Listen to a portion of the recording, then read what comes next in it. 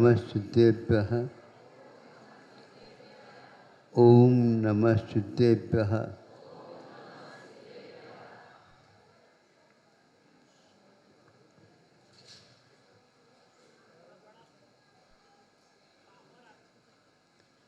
आचार्य गुरुवर श्री कुंद कुंद भगवान की, आचार्य गुरुवर श्री ज्ञान सागर मुनि महाराज की, जलो परम पूज्य संत श्रवणी आचार्य भगवान विद्यासागर जी महामुनि राज की, समस्त आचार्य संघ की। हाँ सुनो सुनो,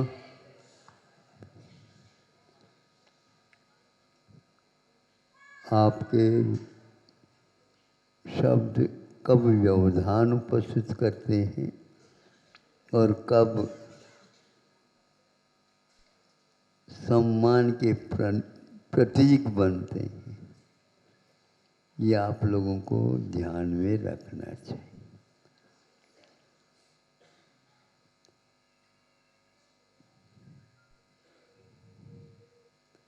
आप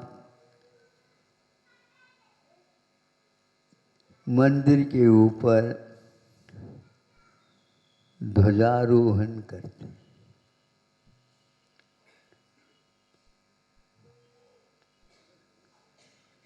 उस ध्वजा को क्यों उसका आरोहण होता है, यह भी ज्ञात है। वह ध्वजा हम ध्वजा फहराएंगे, न आप फहराएंगे न ही आपके कोई बंधु वो पहना सकते, कोई भी नहीं कर सकता। आपकी मन की बात मन में रह जाएगी और वह कब आपको आनंदित कर सकता है, तब जब वहाँ पर खूब जोर से हवा आ जाती। हवा यदि नहीं आए, ध्वजा का आरोहण संभव नहीं है। अब हमें सोचना है, हवा ने ध्वजा को फहरा दी और आप मान लेते हैं मैंने ध्वजा को फहरा दिया। ये कितना सफेद झूठ है ये। मैं इसलिए कह रहा हूं,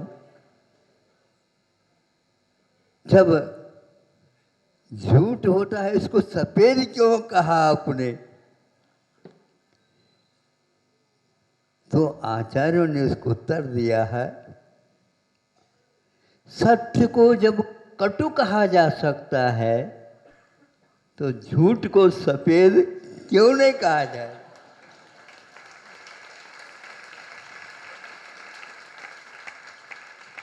मैं बोल रहा हूं, मैं आपको बताना चाहता हूं, यह कटु सत्य न ही आप कटुता का स्वागत करते हैं और न ही झूठ, उस झूठ को सफेद कहते आप कुछ उत्तर दे सकते हैं। इसको हमने छोटे से पद के रूप में रख दिया है। अब सोचना है क्या निमित्त होता है। हवा रुक गई, ध्वजा आपका नीचे उठ गया, क्योंकि आपने बांध रखा इसे तो रह गया, लेकिन आनंद तो आता नहीं। इसलिए ध्वजा पटाखा ये लगाते हैं, पीतल के भी लग सकते हैं, लगाते। उसमें कितनी भी तूफान आ जाए तो भी वह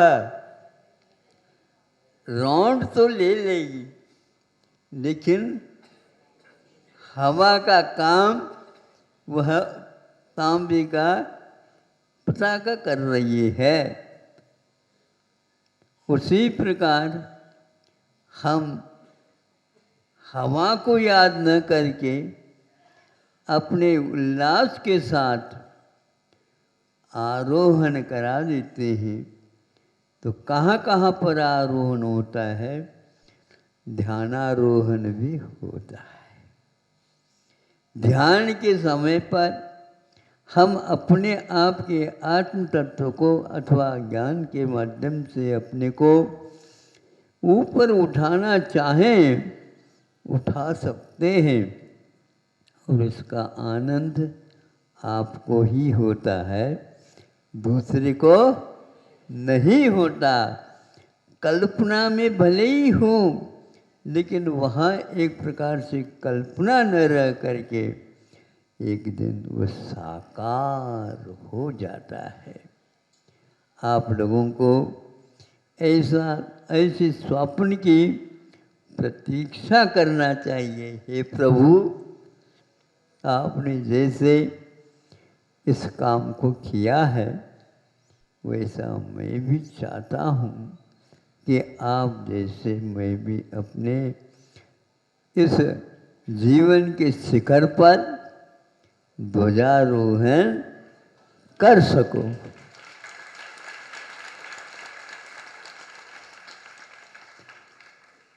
ध्वजा को न ही आपके तालियों की आवश्यकता है और न हवा की प्रतीक्षा है, लेकिन हम अपने भावों में उदासीनता लाते हैं। देखो, हमने बहुत प्रयास किया, लेकिन हवा ही नहीं चल रही है। आपने किसी भी अच्छे कार्य में बुरा करने के लिए हवा दे दिया हो? समझ रहे हो? थोड़ा सा वाक्य घुमावदार है, आप लोग भी घुमाते होंगे, तो हम भी अपने प्रवचनों में घुमाने का प्रयास करते हैं, क्योंकि आपकी आदि है, आप आदि है घुमाने के लिए। ये घुमाना छोड़ दो और सुलगा करके हवा और देते जाओ, ये ठीक नहीं है। जीवन में यदि आपने सुलगा दिया और किसी को जलाने का अभिप्राय किया, गए, किंतु दीपक भी जलाया जा सकता है, जलाने के लिए दिया जाता है। यह बहुत ही उत्कृष्ट भाव का प्रतीक, क्योंकि हमने वहाँ पर आप कहते हैं कि श्री जी के सामने दीपक जलाए। अपने अंधेरी कोठरी में आप अपने कम से कम मन के उज्जवल मन के दीपक जला सकते हैं और उसको हमेशा हमेशा अच्छे भावों के तेल अथवा घी डालते रहिए और प्रभु को उस प्रकाश में अपने आप को देखते हुए धन्य धन्य कर सकते हैं। यह कल्पना नहीं, किंतु ये धारणाएं हैं। इन धारणाओं का महत्व बहुत है, बहुत है। वैसे तो प्रतिदिन मुनि महाराज धारणा करते हैं, दूसरे दिन पारना करते हैं। इसमें भी आचार्य अखिलंग देव ने कहा, यह भी एक भुक्ति का त्याग करके उत्पत्ति जिनका संकल्प है उनका आप अंतों के लिए उठ जाते हैं। मुनि महाराज अब कहते हैं हमारा त्याग है। उनको कभी भी ये मन में आता ही नहीं, शाम को भी उठ सकते हैं। सुबह मत उठाओ तो शाम को उठ जाओ। यदि ये धारणा पक्की होती है तो करोड़ों करोड़ों वर्ष तक भी वह इस व्रत को पालन करते रहते हैं। आप रात भी का त्याग कर देते हैं, अंशों को रख देते हैं, तो ये कहते हैं हम तो एक दिन में एक ही बार लेंगे। इसी त्याग के कारण आप 28 भी कर लो तो भी इनके इस त्याग का कोई सानी नहीं है, क्योंकि आप चूँकि रात का मात्र त्याग कर रहे हैं और ये शाम को भी त्याग कर देते हैं, और कल जब तक उठेंगे नहीं तब तक इसके बारे में विकथा भी करते नहीं हैं। इसका अर्थ ये हुआ वह 24 घंटा दीपक जल रहा है। किसकी जल रहा है? तो वह धारणा रूप दीपक है। ये आज ऐसा धारणा ले ली जो हम कल तक नहीं थे।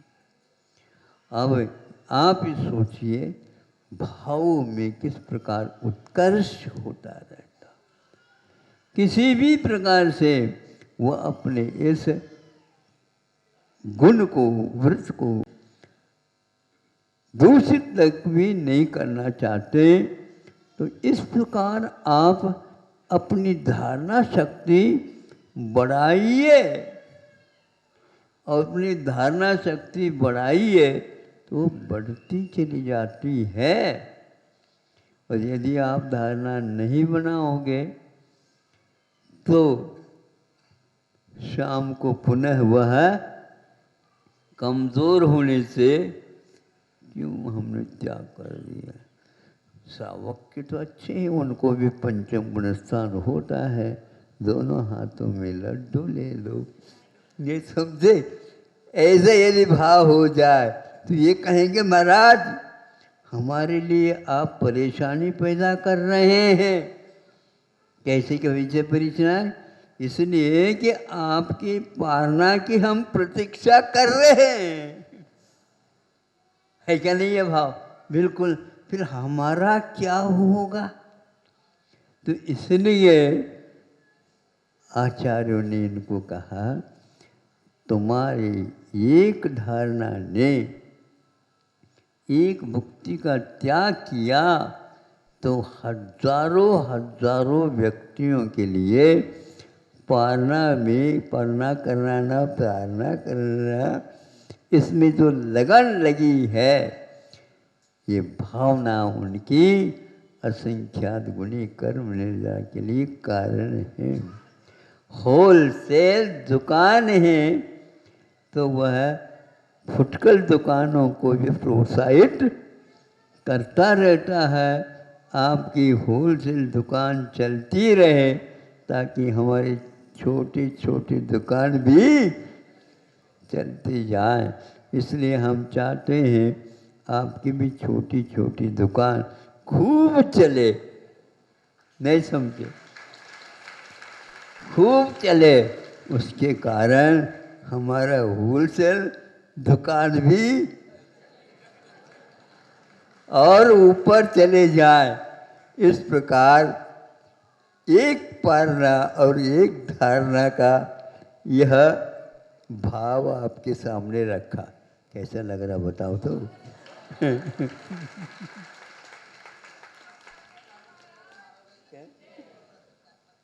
यही तो है। तो इसमें कोई किसी को घाटा है ही नहीं। तो इस प्रकार अपनी कल्पना नहीं, ऐसी धारणा बनाओ। ये कहाँ है?